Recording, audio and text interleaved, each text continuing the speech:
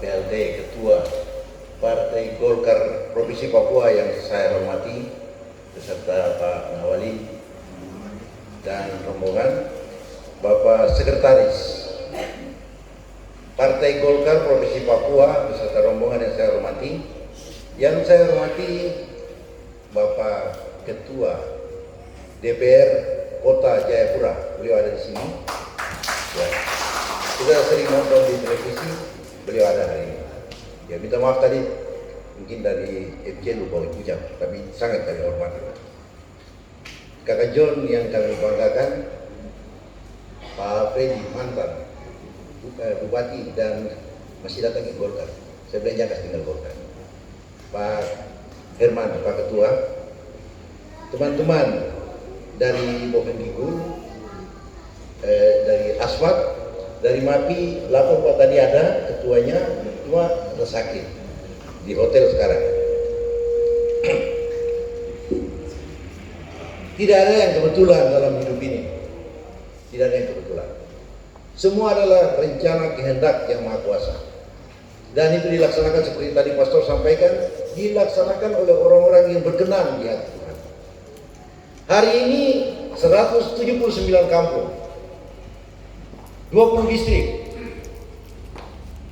11 kelurahan dengan teman-teman dari MAPI Asmat, semua menyaksikan kehadiran Bapak Ketua sebagai Ketua Komisi 2 yang bicarakan tentang perjuangan kami 18 tahun. Kakak John ada di sini, jatuh bangun kami usaha, dan hari ini Bapak hadir di sini. Kami percaya ini bukan kebetulan. Kami orang-orang di batas, ini Indonesia punya batas provinsi kan. Paling rajin nonton YouTube, televisi kami nonton. Kami tahu betul siapa yang berjuang. Dan sebelum saya lanjutkan, kalau mau bilang sambutan, sebenarnya saya tidak layak buat sambutan di hadapan Bapak. Tapi rupanya mewakili teman-teman saya menyampaikan kesan dan pesan. Yang pertama, sebelum saya lanjutkan, ada sebuah cerita pendek di pinggir jalan, ibu-ibu di pasar. Itu waktu masih Orde Baru. Pada satu ketika ada dua mbak duduk, ada mbak Jawa, mbak Papua. Duduk jual sayur. Lalu mbak Papua ini dia tanya sama mbak Jawa, "Mbak, kalau nanti besok pemilihan presiden, kira-kira siapa yang jadi presiden?" Mbak Jawa bilang, "Ya, kadang-kadang Habibie, kadang-kadang Harmoko." Lalu mbak Papua dia tanya, "Loh, Mbak, kalau begitu Pak Harto?" "Loh, Wong Pak Harto itu kan rajanya." Nah, ini cerita bagaimana Golkar ini pada masa itu disebut dikuasai oleh segelintir orang.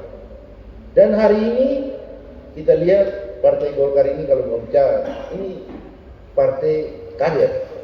Kita semua bisa berdiri di sini karena perjuangan dari teman-teman bapak-bapak kita di Senayan, dan luar biasa pada Golkar reformasi ini. Kalau kita mau bertahan dengan kemapanan, tidak ada guna orang marah-marah. Ya kita tahu bahwa waktu reformasi Partai Golkar ini diserang dari berbagai pihak. Untuk sebenarnya orang Golkar sudah bubar, tapi yang bertahan ada satu tokoh yang sampai sekarang ini menjadi idola kami orang-orang di perbatasan, yaitu Pak Akbar Tanjung. Pak Akbar Tanjung sederhana, biasanya bicara itu datar, maksudnya tidak ekspresikan apa yang beliau pikirkan. Dan hari ini kami merasa bahagia, kami sangat merasa bangga bahwa kami dilantik oleh seorang tokoh muda yang kelihatannya sebenarnya Jerman dari Pak Akbar Tanjung. Kami bangga sama Bapak Zoli, maaf Pak, kami di sini orang Papua biasa sebut langsung begitu. Kami bangga sama Bapak, penampilan Bapak datar, tidak banyak kita lihat yang ekspresi yang berlebihan, yang banyak itu semangat tinggi, tiba-tiba datang di polisi. Kami bangga sama Bapak, kami merasa sangat terhormat mendapat pelantikan dari Bapak. Satu hal lagi bahwa kami hari ini memang kami dengar itu tadi mungkin Bapak kecewa karena Bapak datang kurang kuning. Tapi sebenarnya Pak kemarin ada edaran supaya kalau bisa partai-partai jangan sampaikan atribut di sana. Tapi ada teman kita yang mungkin agak curang juga, ekspor ekspos seakan-akan berlebihan, tapi memang itu tidak ada di dalam jajaran pimpinan di Dewan, padahal itu sebenarnya ada. Nah, terus yang kedua, kami sampai sekarang ini masih banyak yang tadi Pak Sekum juga sampaikan, kami belum merubah pengurus. Jadi pengurus seluruhnya kami masih sebut nama, walaupun orangnya tidak hadir di sini, tapi karena mereka belum buat surat pengunduran diri. Jadi besok kami akan undang semua lagi untuk kita bicara. Jadi waktunya terlalu singkat Pak. Tapi bukan untuk membela diri, cuma untuk menyampaikan bahwa tidak ada sedikit pun kesengajaan untuk mengurangi rasa hormat kami kepada Bapak. Di sini juga ada Bapak Pastor, tadi saya lupa Bapak Pastor yang terhormat juga. Bapak Pastor untuk berdoa terus untuk kami. Dalam kondisi seperti ini Pak, kita ini kan petarung Pak. Di sini masih ada jenderal-jenderal perang kita di sini, Kakak John 3 zaman, Pak Herman. Percaya Pak, kalau minggu depan Bapak datang lagi, ini Roma, kami pasti Roma. Kami memang kemarin mengalami kesulitan waktu Pak Ketua Pak Herman sementara waktu melepaskan ini, kami mengalami kekosongan panjang. Ya.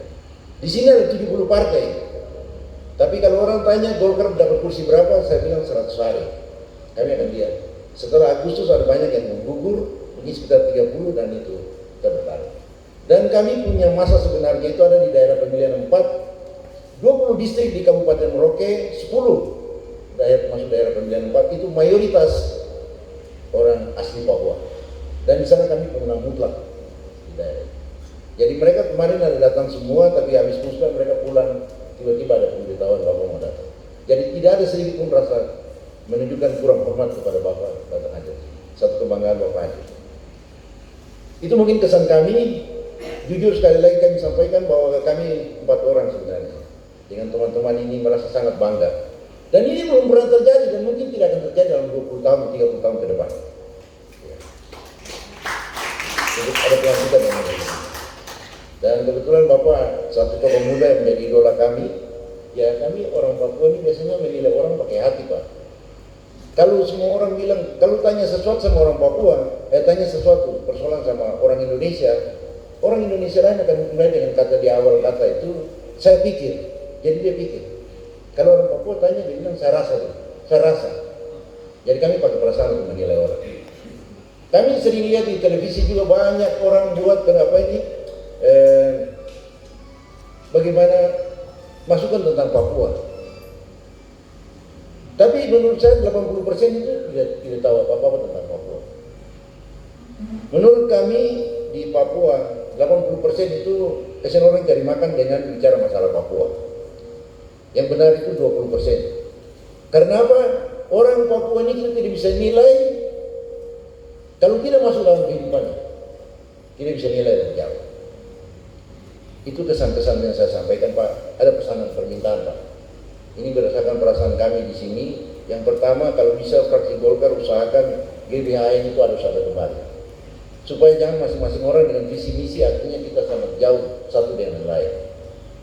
Yang kedua, pemilihan